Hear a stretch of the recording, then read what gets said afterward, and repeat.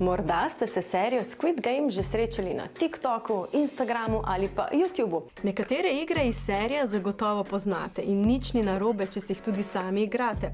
Naprimer frnikolanje ali pa vlečenje vrvi.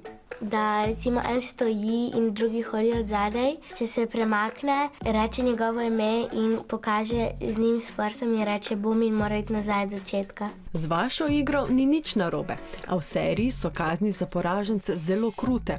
Preživi namreč samo eden, tisti, ki zmaga v vseh igrah.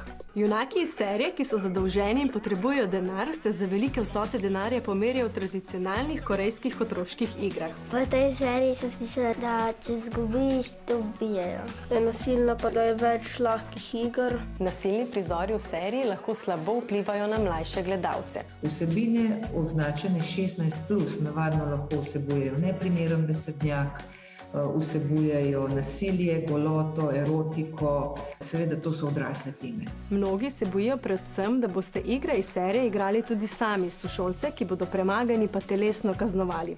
To seveda nikakor ni sprejemljivo. Pomembno je, da poraženca ne kaznujemo za nasiljem. Ampak da si raje izmislimo kak športni izziv. Naprimer 20 počepov. Če si zares želite ogledati serijo, to storite v spremstvu staršev. Dobro pa se zavedajte, da so vsi prizori zaigrani in neresnični. Meni na primer pa ta serija sploh ni bila zanimiva.